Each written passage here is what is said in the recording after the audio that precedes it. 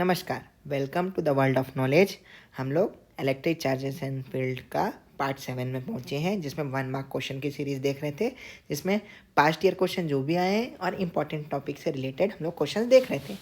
आप पहला क्वेश्चन देख रहे हैं, जैसा a charge Q is placed at the centre of cube, the electric flux through one of its face is. अब हम लोग को पता होना चाहिए कि इलेक्ट्रिक फ्लक्स होता क्या है। इलेक्ट्रिक फ्लक्स क्या होता है? Phi is equal to Q by epsilon naught.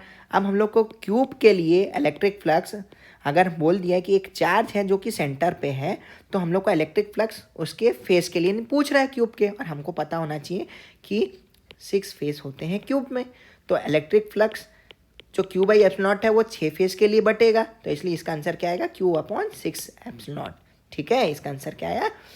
Q by 6 epsilon naught. Q by 6 epsilon naught इसका आंसर। ठीक, क्लियर। नेक्स्ट क्वेश्चन देखते हैं। A cylinder of radius r and length l is placed in a uniform electric field parallel to the axis of cylinder. The total flux for the surface of cylinder is given by. अब हम लोग को ये बोला है कि electric flux total cylinder के लिए क्या होगा। अब मैं एक सिलेंडर बना देता हूँ। ठीक, मैंने एक सिलेंडर बना दिया, इलेक्ट्रिक फील्ड पास कर दिया। अब मैं ये इलेक्ट्रिक फील्ड पास कर लूँगा, तो यहाँ पे एक पॉइंट ए रख लिया, इस पॉइंट के लिए सी दे दिया और इस पॉइंट के लिए मैंने बी पॉइंट दे दिया।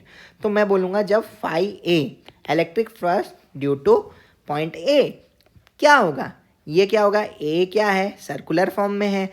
इसका एरिया क्या होता है? Pi r square. तो phi is equal to E dot A, मतलब E into pi r square हो जाएगा। वैसे अगर मैं फाई बी के लिए देखूंगा, देखिए ए का डायरेक्शन इस डायरेक्शन में था, इलेक्ट्रिक फील्ड के अपोजिट डायरेक्शन में था, बी सेम डायरेक्शन में, तो इसलिए यहाँ क्या आएगा? माइनस ई इंटू वही बी, सर्कुलर पाथ है तो ये एरिया क्या हो गया? पाई आर स्क्वायर हो गया। अब फाई सी के लिए देखेंगे। फाई सी के लिए हम लोग जब देखेंगे तो हमें पता है कि फाई एक गॉसियन सरफेस के लिए ई डॉट डी एस होता है। जब मैं सरफेस एरिया देख रहा हूँ सी पार्ट का और इलेक्ट्रिक फील्ड देख रहा हूँ, दोनों के बीच में एंगल क्या बन रहा है? 90 डिग्री बन रहा है। तो मुझे पता है कि फाई इजिकल टू क्या होता है? E dot D S cos theta होता है। और इधर क्या बन रहा है? थीटा क्या है? थीटा क्या है? 90 डिग्री है।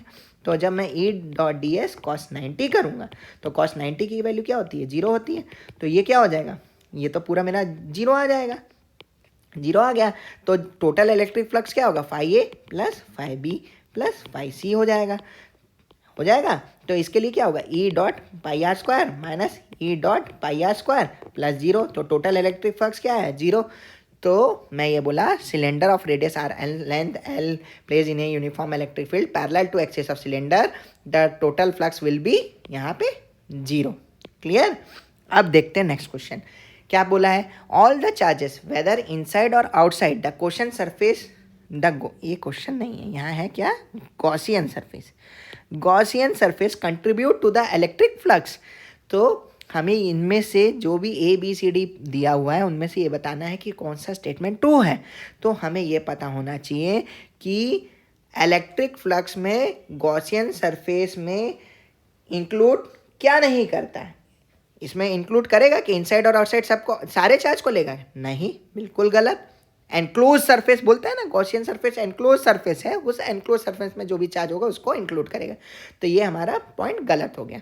Second point, electric flux depends upon the geometry of Gaussian surface. बिल्कुल गलत, गॉसियन सरफेस के ऊपर डिपेंड नहीं करता है। Gauss can be applied to non uniform electric field. बिल्कुल गलत, क्योंकि गॉस लॉ अप्लाई हम लोग यूनिफॉर्म इलेक्ट्रिक फील्ड के लिए ही कर सकते हैं, नॉन यूनिफॉर्म इलेक्ट्रिक फील्ड के लिए नहीं कर सकते। नेक्स्ट क्या दिया है? The electric field over the Gaussian surface remain continuous and uniform at every point. बिल्कुल सही। तो इसमें से डी वाला जो था, electric field over the Gaussian surface remains continuous and uniform at every point, सही है। ठीक, क्लियर। नेक्स्ट क्वेश्चन देखते हैं।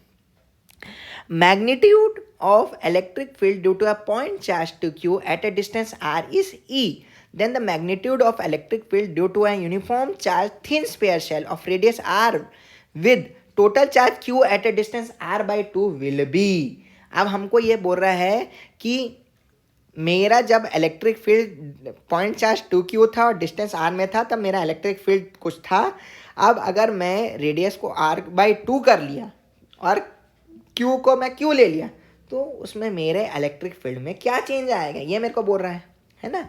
तो मेरे को पता है कि अगर मान लो मैं बोलूँगा, चलिए मैं ये बोलूँगा electric field due to a point charge T Q at a distance R will be, उसको अगर मैं देखूंगा तो क्या आएगा, E is equal to K into T Q by R square होगा। ठीक, अब वो बोला कि अगर चार्ज क्यू हो गया, तो चार्ज अगर क्यू हो गया और डिस्टेंस आर बाई टू हो गया, तो डिस्टेंस आर बाई टू हो जाएगा, तो ये क्या हो जाएगा, K Q into R by four हो जाएगा। ये क्या आ जाएगा, 4KQ अपॉन आर स्क्वायर हो जाएगा। ठीक, तो कितना चेंज आया, तो ये पहला इक्वेशन और दूसरी इक्वेशन को जब इक्वेट करूंगा तो मेरे को ये ई डैश था, ये न्यू वाला था, या ई एन लिख दो या ई डैश लिख दो, तो न्यू वाला कितना हो गया, 2 टाइम्स ऑफ पुराने वाला ई हो जाएगा, वही पूछा था। तो ये क्या हो जाएगा, E dash is equal to 2E। Clear है, श्योर। अब नेक्स्ट क्वेश्चन देखते हैं। A square sheet of side it is lying parallel to XY plane. अब हम लोग को एक स्क्वायर शीट दिया है और उसका साइड है, उसका साइड क्या दिया हुआ है, A, side A, it is lying parallel to XY plane at Z is equal to A. अब मेरे को एक दे दिया है कि एक स्क्वायर शीट है, उसका साइड ए है, तो ये भी ए होगा, ये भी ए होगा, ये भी ए होगा।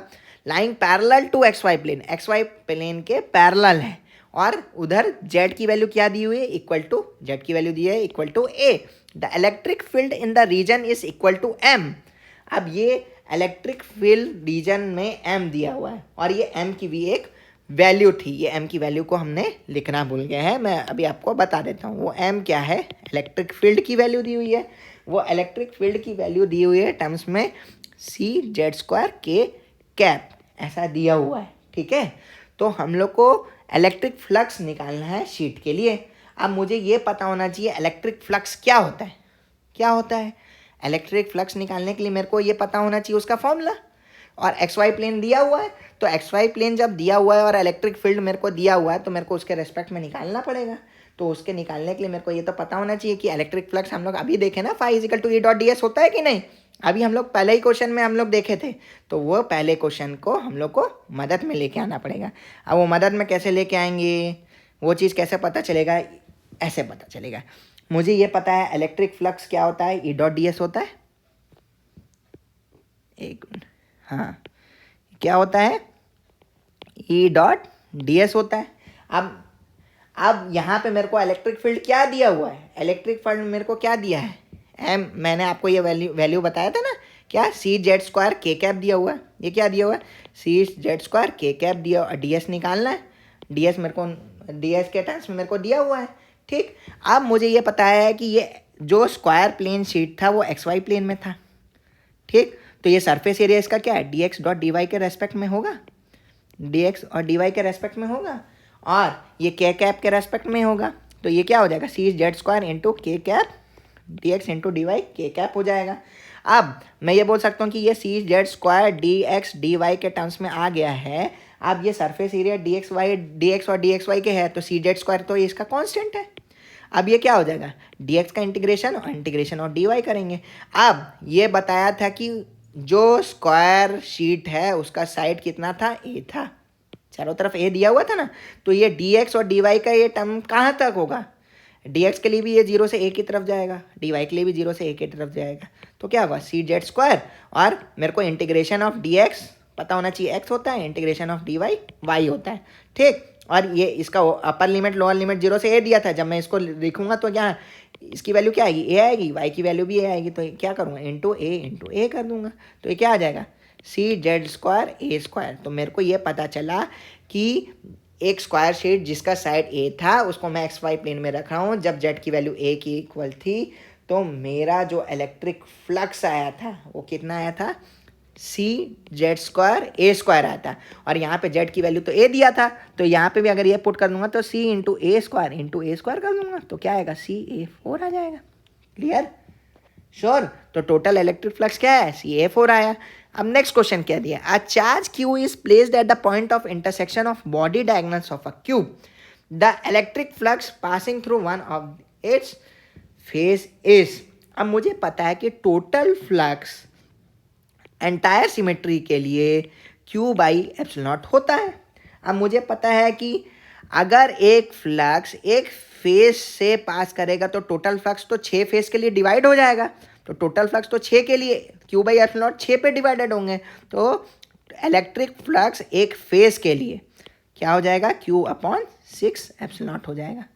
ठीक, फाई इजिकल टू क्या हो जाएगा, Q/6 हो जाएगा। ठीक, नेक्स्ट क्वेश्चन क्या दिया है, electric flux through a close Gaussian surface depends upon. तो जो कोई भी जो है गॉसियन सरफेस, अब हम लोग जब गॉसियन सरफेस के लिए पढ़ते थे, गॉस लॉ को पढ़ते थे, तो क्या बोलता था, phi is equal to E.ds is equal to Q/ε, यही पढ़ते थे। तो हमें ये समझ में आया कि कोई भी क्लोज सरफेस के लिए इसका शेप और साइज क्या है वो मैटर नहीं करता है, मैटर क्या करता है, total net charge enclosed surface के लिए वो मैटर करता है, और साथ साथ इसकी परमिटिविटी ऑफ मीडियम, ये मैटर डिपेंड करेगी। ठीक, तो आप ये चीज़ याद रखना कि इलेक्ट्रिक फ्लक्स एक क्लोज गॉसियन सरफेस के लिए उसके टोटल नेट चार्ज एनक्लोज में जितना है और उसके परमिटिविटी ऑफ मीडियम के ऊपर डिपेंड करेगा। ठीक, तो आज की सवाल यहीं समाप्त करते हैं। होप सो आपको ये सारे क्वेश्चंस आ रहे होंगे समझ में। ठीक है, गुड डे।